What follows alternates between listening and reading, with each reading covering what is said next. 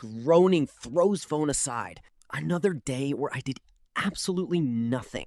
Woke up at noon, played games for hours, scrolled through my phone, and I have no idea what I even watched. I keep telling myself today will be different. And here we are. Same mess, same hoodie, same emptiness. What is wrong with me? What is wrong with you is a very long list, and I do not have all day. But let us start with the one thing you actually got right. I got something right?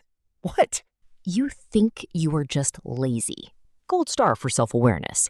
But here is what you do not understand. Your brain is not broken. It is running a sophisticated simulation to protect you from reality. A psychological firewall keeping you safe from the terrifying possibility that you might actually have to try at something. Today, we look at the hidden psychology of the man-child. Why some people stay stuck in a provisional life, waiting for their real life to begin. Stay until the end.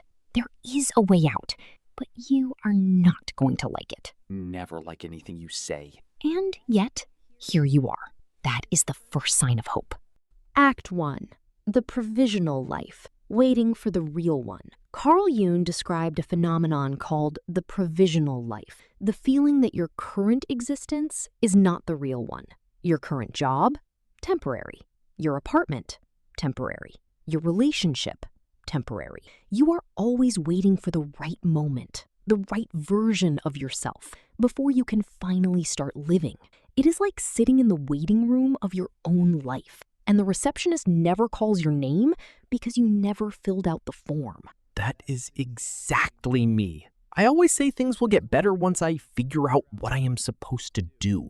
Like, right now is just practice. The real Hoody is still coming. And how long have you been saying that? Few years? Try most of your life. As long as you are waiting, you do not have to commit. You do not have to choose. You do not have to fail. And waiting is a full-time job that pays absolutely nothing. So my brain is keeping me stuck because it is easier? Exactly. And the worst part? This was built into you, deliberately. Act 2 shows exactly how. And when you hear it, you will probably recognize every single step. Act 2. The gifted child trap. Why early praise leads to paralysis. Marie-Louise von Franz, one of Jung's closest collaborators, studied the eternal boy extensively. She found a pattern you will recognize immediately. As a child, you were told you were smart, talented, gifted, full of potential. Your teacher said you could do anything if you just applied yourself. That praise felt wonderful, until it became a trap. My teachers always said that. Hoody is so smart. He just needs to apply himself. I heard it so many times I thought it was part of my name. The problem is not the praise itself. The problem is what happens next.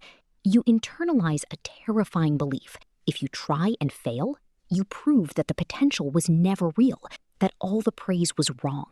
So you develop a very clever strategy. Without even knowing it, you do nothing. You delay, you avoid, you tell yourself you will start tomorrow. As long as you never start, you can never fail. And as long as you never fail, the illusion of your potential stays completely intact. It is like a lottery ticket you never check. As long as you do not look, you can still believe you won. That is kind of genius and also really sad. It is a genius defense mechanism that is slowly destroying your future. The shield is also a cage. Act 3 shows what that cage looks like from the inside, and the 3 traps that keep the door locked. Act 3. Peter Pan versus Captain Hook. The 3 traps keeping you stuck.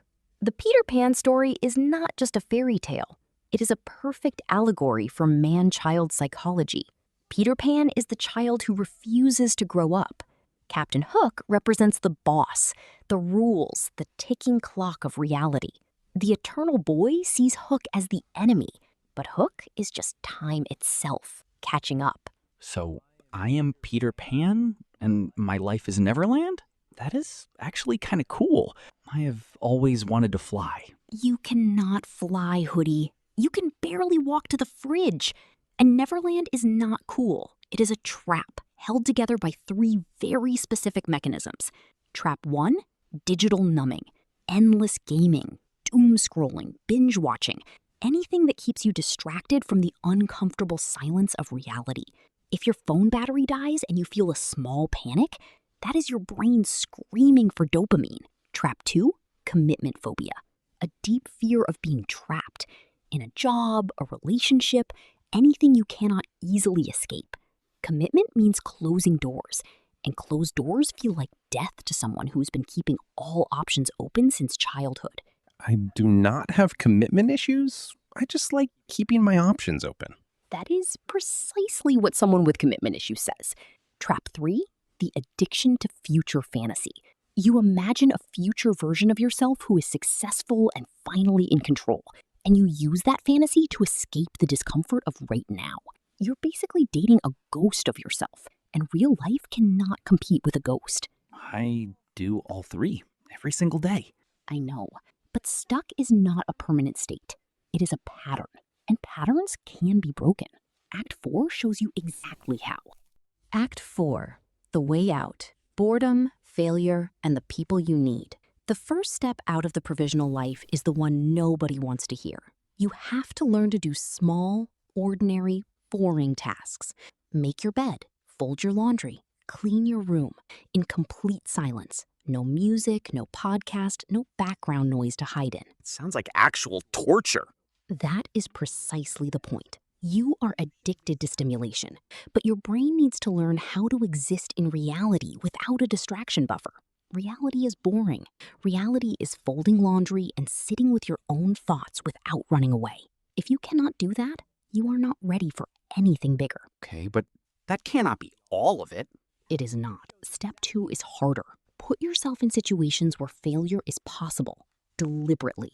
Apply for something you might not get. Start a project you might not finish.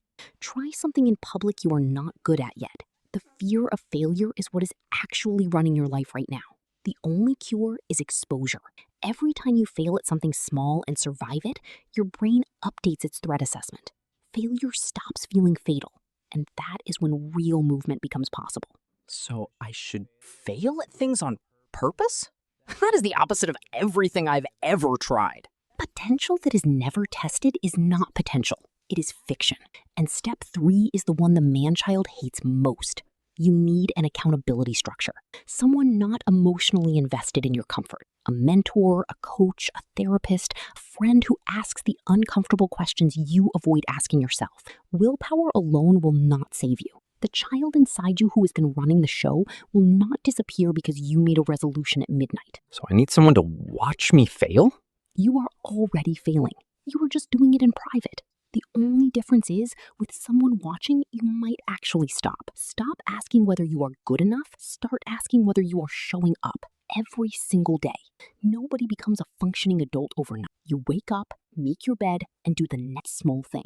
That is the entire roadmap. Start small, fail on purpose, find someone to hold me accountable, stop staring at the finish line. Do it, and your life changes. Do not do it, and in 10 years, you will still be here, surrounded by empty pizza boxes, wondering where the time went. That is extremely specific and slightly terrifying. Good. Terrified is better than comfortable. And there is one last thing I need to say. Something most people get completely wrong about potential their entire lives. You think potential is something you either have or you do not, something that needs to be protected. But potential is not a noun. It is a verb. It is not what you are, it is what you do. And doing starts here, today. You know what the craziest part is? I have been calling it laziness my whole life. But it was never laziness. It was just fear wearing a really comfortable hoodie. That is the most insightful thing you have ever said. And I want it noted that this unsettles me slightly. I have layers. Apparently. So tell us, which of these traps hit closest to home? The provisional life, the gifted child trap, the commitment phobia, or something else keeping you stuck? Write it in the comments. You might be surprised how many people are sitting in the exact same waiting room. See you in the next deep dive.